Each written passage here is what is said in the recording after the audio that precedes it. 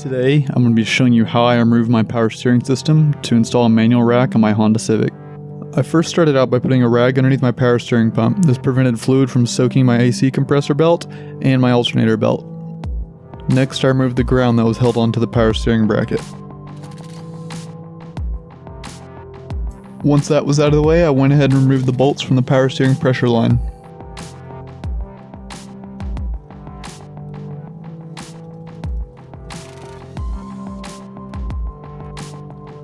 Before I actually removed the line from the pump, I went ahead and found a rag to put under the line so it wouldn't leak oil.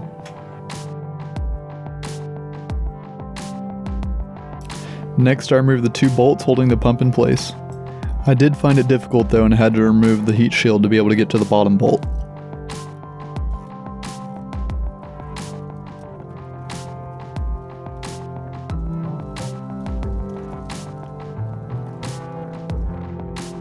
With those loosened or removed, you can go ahead and pull the belt or pull the pump.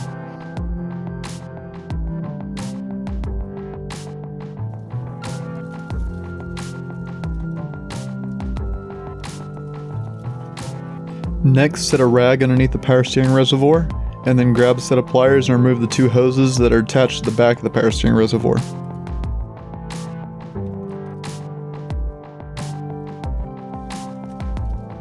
If you happen to have cruise control, go ahead and remove whatever bolts hold that on and set it out of the way.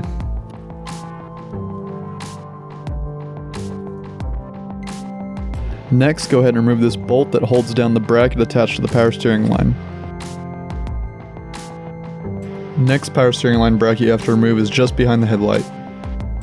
While you're there though, you want to go ahead and try your best to remove these hose clamps attached to the power steering cooler. To actually remove the cooler, go ahead and remove the bolts that I've videoed. I would highly recommend removing the bumper. I did not, and it was terrible. I don't recommend it. But if you don't remove the bumper, you can go ahead and pull it out through the skid plate on the bottom.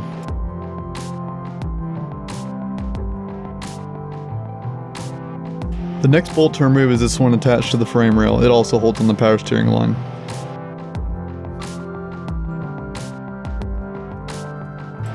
Next, you want to grab a set of line wrenches and remove the lines that are actually threaded into the power steering rack.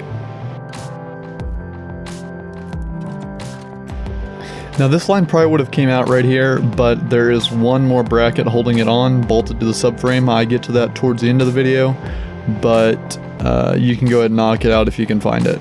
With the lines disconnected, we're going to move to removing the tie rods. They can kind of be stuck in there, so sometimes you need a hammer to beat them out. I went ahead and replaced my tie rods because mine were in such bad shape.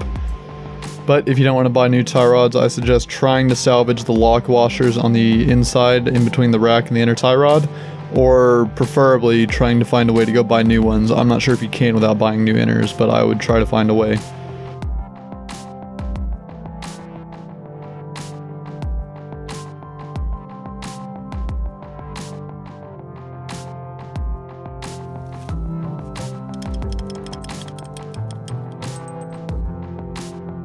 Next, we're going to be moving to the inside of the car to remove the column cover so we can get to the steering U-joint. Once you have the cover out of the way, go ahead and remove the bolt from the bottom of the U-joint and pull it off the shaft. The last bolt I was talking about that held on the power steering line is located here on the top of the subframe.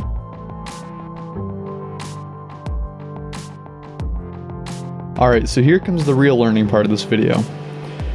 You have to remove the 12mm bolt that holds on the, I think it's just a support bracket, and then you have to remove the roll pin that holds in the shift linkage. This is just normal stuff. I mean, if you've ever done a clutch or anything in an older Civic, you have to do this. It's terrible, it sucks.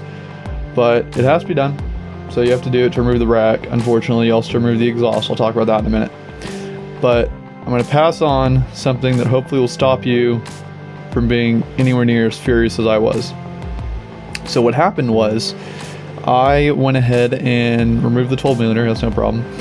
And then I didn't have any punches for that, so I went and borrowed some punches. The ones I bought were from a guy who just bought them brand new. You need specifically a 1/4 inch one to knock out the roll pin. So I went and got I used a 1/4 inch one, but it wasn't ground down in the center, so it didn't have any way of centering up on the roll pin for me to hammer it out. So I got mad because it would just like be a little bit off to the side or something, and you didn't really have any swinging room to begin with. So that's like an 8mm or something like that. Then he also had I don't even know what be, I mean, let's just say 6mm. I don't know what it was. Something smaller, slightly. It just went barely inside of the roll pin, and I thought, if I hit this up, it'll snug up around it and just kind of shove it out. That's what'll happen. It'll just snug up in the center and shove it out. That's not what happens. That's not what happens at all. You end up just like flaring the roll pin so it creates an even tighter wedge. And the more you beat it in there, the tighter it gets. You just have no way of getting that thing out of there. So what I ended up happening was I ended up trying to get the damn thing out. It broke. And I don't know if you know anything about punches. They're stupid hard. They've been not cured, but get metal really hot, toss it in water, it gets super hard. And they do that a lot to punches, so they're super hard. You can't get any drill bits that go through them, and even if you get like carbide drill bits, you're going to go through like 3 trying to get the damn thing out. So I'm at this point, I mean, I think I was stuck with this thing like that for, I mean, at least a day. It was terrible.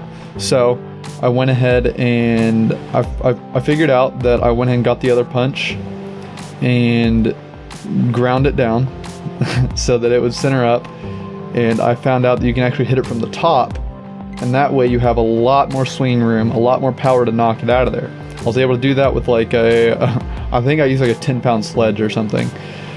It was completely unneeded, or I mean, it might have been needed, but it shouldn't have been needed had I not hammered that punch into the center of the roll pin. So that's pretty much my story on that. You can hit it from the top. What I used was just a 10mm socket around the punch, and then a bunch of extensions going up to the top of the car past the engine, so I could hit the extensions and knock it through. That was so much easier. I'm never going to try to hit a roll pin for a Honda transmission from the bottom again. Do it from the top because you have so much more swinging room. It's so much easier. Just do it that way. The last part you'll actually have to do to remove the rack from the car is remove this last section of the exhaust, removing the 3 bolts that I guess you could call it a downpipe. It really isn't, but the downpipe, and then the part that connects to the flex joint.